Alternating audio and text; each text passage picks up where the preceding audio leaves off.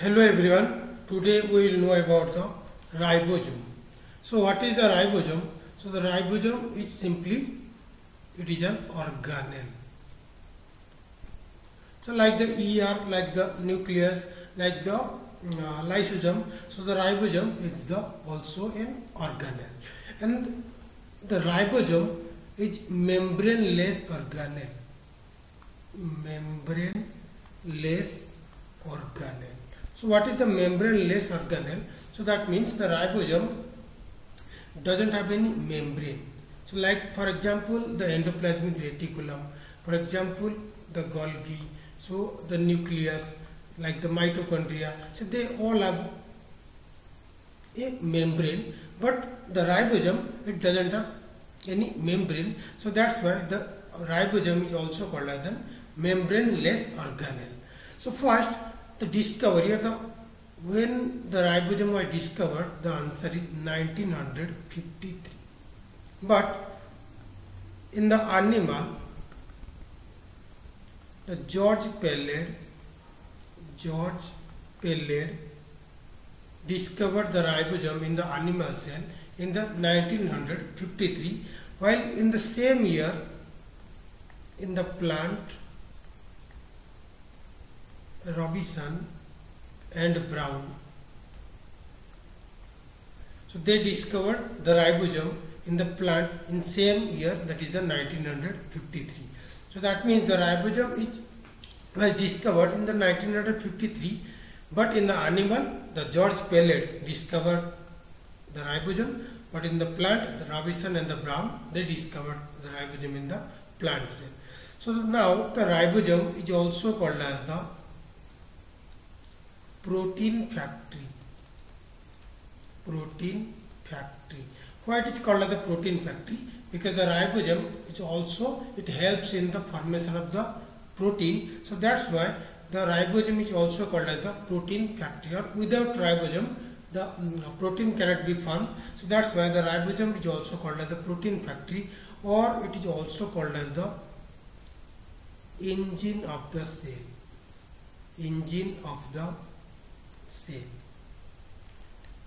Okay, so why it is called the engine of the cell? The same, like the for any instrument, engine is required, and here the engine is the ribosome, because it forms the protein which is most necessary for a cell. So that's why the ribosome is also called as the protein factory or the engine of the cell.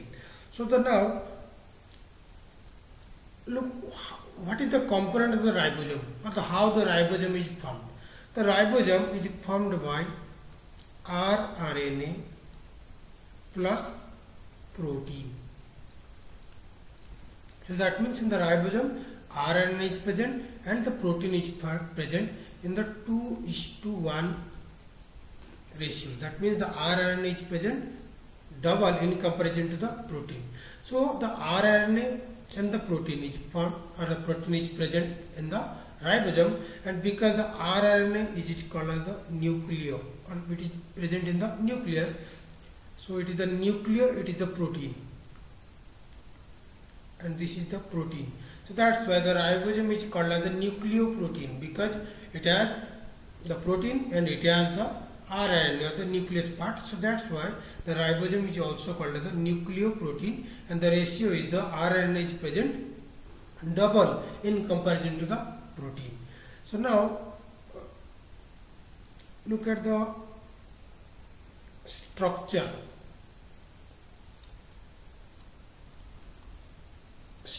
of the ribosome. So the ribosome is simply a spherical shape.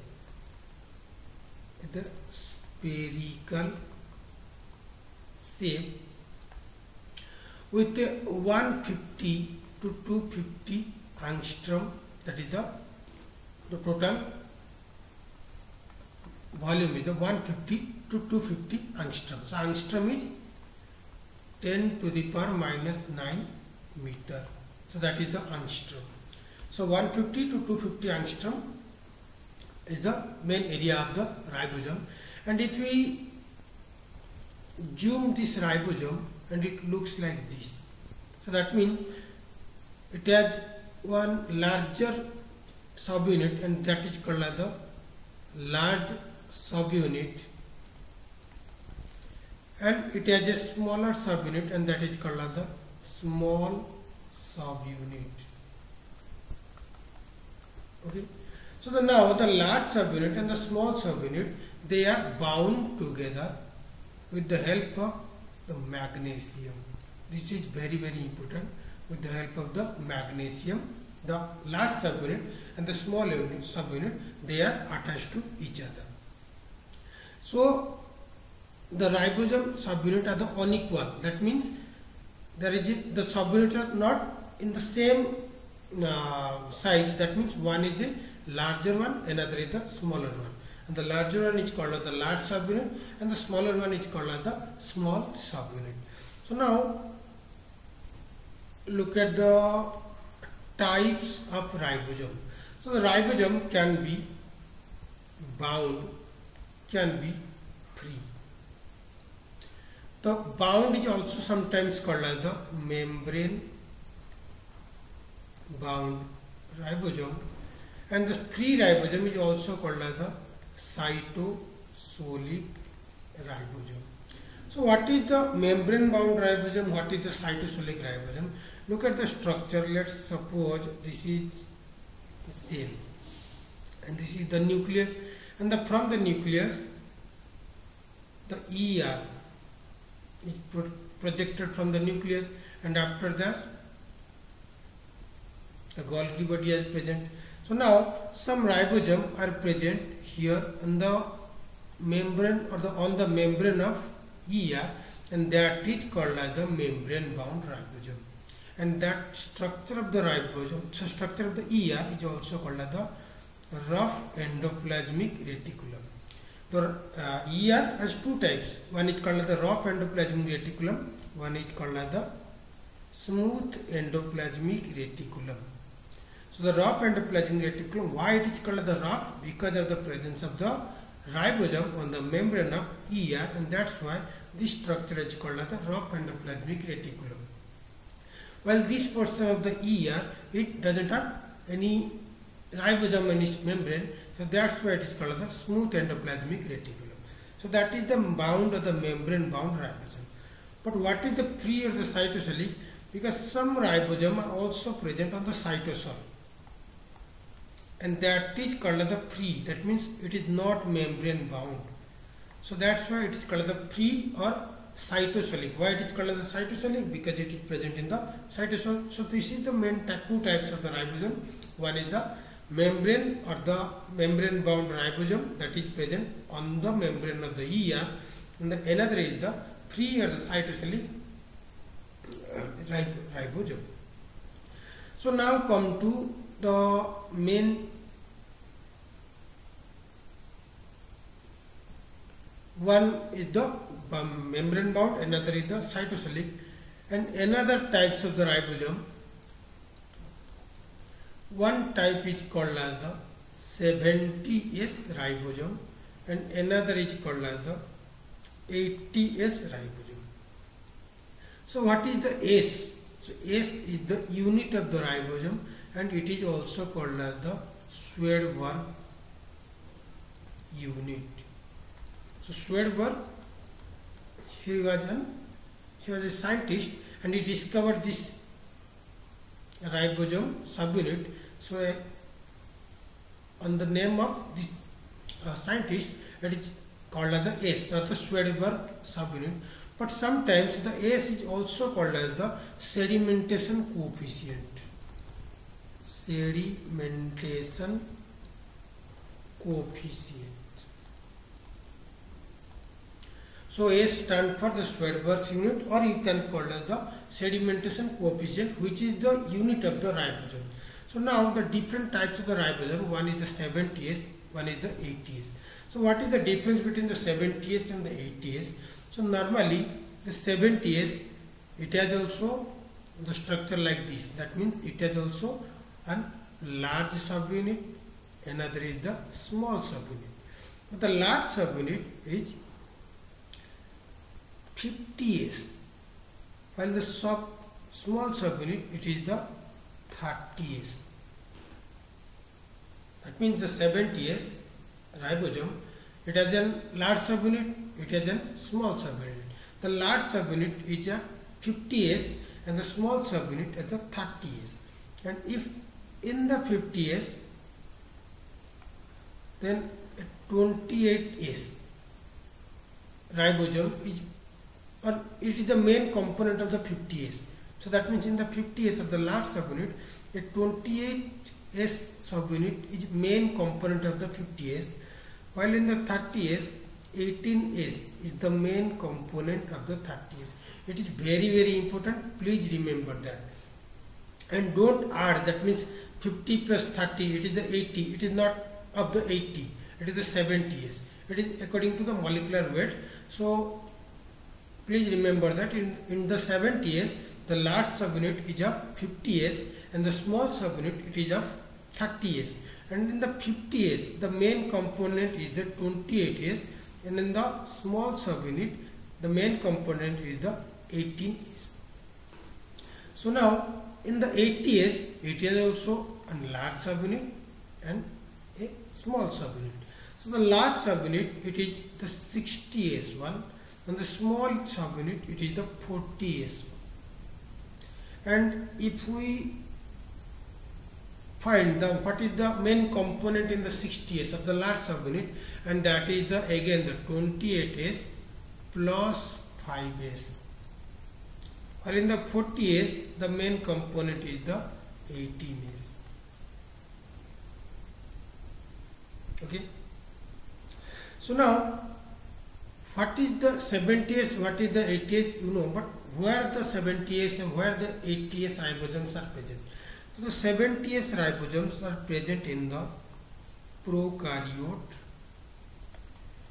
along with some organelle of our body, for example, the chloroplast, mitochondria. So they are the 70S type. While in the 80S, it is found mainly in the eukaryote. So in the eukaryote, for example, in our case, human being is also a eukaryote. So in the eukaryote, the 80S ribosomes are present, and or in the higher animals, the 80S ribosomes are present, but in the 70S is present in the prokaryote, like the bacteria, Archaebacteria and the eubacteria, they have the 70S. But in the eukaryote, we have also the 70S type, but that is present in the chloroplast and that is present in the mitochondria. But the 80S is present in the mainly in the membrane of the ribosome, and that is called the rough endoplasmic reticulum.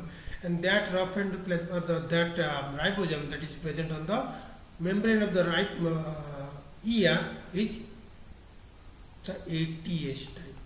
While, for example, look at this is the cell, this is the nucleus, this is the ribosome, let's suppose this is the Golgi body, and this is the rough endoplasmic reticulum. So now the ribosome is present, and this one is called as the 80S, and this is the eukaryotic cell. And in the cell also the mitochondria is present, and inside the mitochondria some ribosomes are present, and that is called as the 70S. For example, in the chloroplast it is present in the plant cell.